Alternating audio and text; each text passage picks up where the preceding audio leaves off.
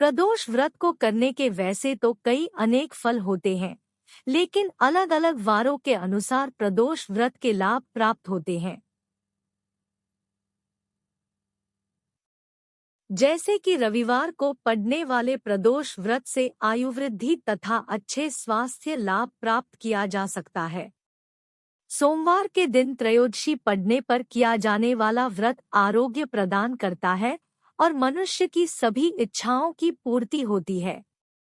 मंगलवार के दिन त्रयोदशी प्रदोष व्रत हो तो उस दिन के व्रत को करने से रोगों से मुक्ति, स्वास्थ्य लाभ प्राप्त होता है।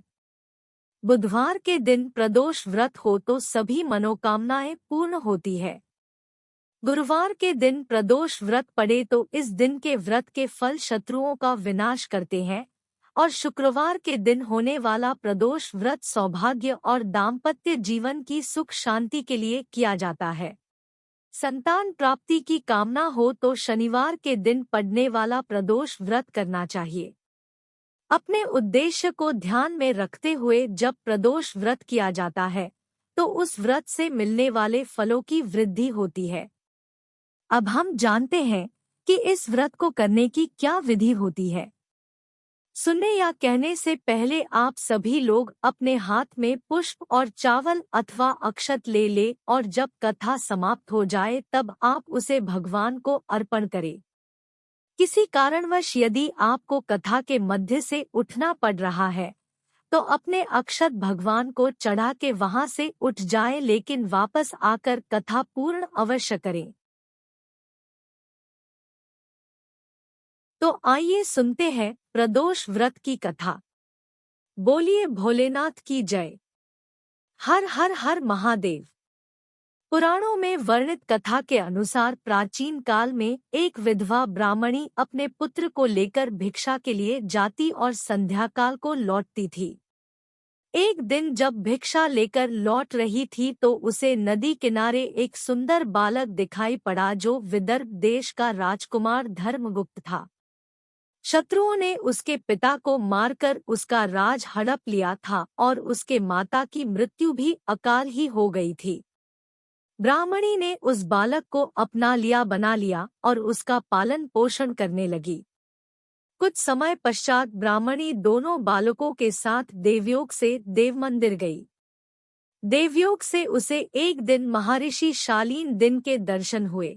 महर्षि के मुख से प्रदोष व्रत की महिमा सुनकर उस ब्राह्मणी ने ऋषि से पूजन की विधि पूछी। उसके श्रद्धा और आग्रह से प्रसन्न होकर ऋषि ने उस ब्राह्मणी को शिव पूजन का उपयुक्त विधान बताया और उस ब्राह्मणी से कहा कि तुम अपने दोनों पुत्रों से भी ये शिव की पूजा कराओ। इस व्रत के प्रभाव से तुम्हें 1 वर्ष के पश्चात पूर्ण सिद्धि प्राप्त होगी। उस ब्राह्मणी ने महर्षि शालीन के वचन सुनकर उन बालकों के सहित नतमस्तक होकर मुनि के चरणों में प्रणाम किया और बोली, हे ब्राह्मण, आज मैं आपके दर्शन पाकर धन्य हो गई हूँ। मेरे ये दोनों कुमार आपके सेवक हैं। आप मेरा उद्धार कीजिए। ब्राह्मणी को शरणागत जानकर मुनि ने मधुर वचनों द्वारा दोनों कुमारों को शिव जी की आराधना विधि बताई। वे दोनों बालक और ब्राह्मणी मुनि को प्रणाम कर शिव मंदिर में चले गए। उस दिन से वे दोनों बालक मुनि के कथानुसार नियम पूर्वक प्रदोष व्रत शिव जी की पूजा आराधना करने लगे। पूजा करते हुए उन दोनों को 4 महीने बीत गए।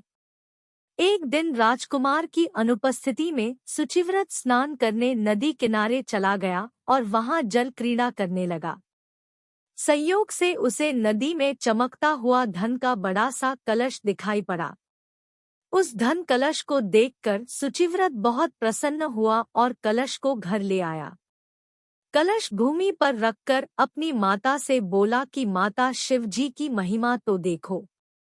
भगवान ने इस घड़े के रूप में कितनी संपत्ति दी है। उसकी माता घड़े को देखकर आश्चर्य करने लगी और राजपुत्र को बुलाकर कहा, बेटे मेरी बात सुनो, तुम दोनों इस धन को आधा आधा बांट लो। माता की बात सुनकर शुचिव्रत बहुत प्रसन्न हुआ, परंतु राजपुत्र ने कहा कि ये माँ, ये धन तेरे पुत्र के पुण्य से प्राप्त हुआ है। मैं इसमें किसी प्रकार का हिस्सा लेना नहीं चाहता, क्योंकि अपने कर्म का फल मनुष्य स्वयं ही भोगता है। इस प्रकार शिव पूजन करते हुए एक ही घर में 1 वर्ष व्यतीत हो गया। एक दिन राजकुमार ब्राह्मण पुत्र के साथ बसंत ऋतु में वन विहार करने के लिए गया। वन में आगे जाने पर उन्हें वहां सुंदर कन्याएं खेलती हुई दिखाई पड़ी। सुचिव्रत ने कहा कि हम लोगों को अब और आगे नहीं जाना चाहिए, क्योंकि वे गंधर्व कन्याएं शीघ्र ही मनुष्यों के मन को मोह कर लेती है। परंतु राजकुमार उसकी बात अनसुनी कर आगे अकेला ही चला गया। उन सभी गंधर्व कन्याओं में प्रधान सुंदरी ने राजकुमार को बैठने के लिए आसन दिया और राजकुमार से प्रश्न करने लगी। हे कमल के समान नेत्रों वाले, आप किस देश के रहने वाले हैं? आपका यहाँ आने का क्या कारण है? गंधर्व कन्या की बात सुनकर राजकुमार ने उत्तर दिया, मैं विदर्भराज का पुत्र हूँ। मेरे माता पिता स्वर्गवासी हो चुके हैं।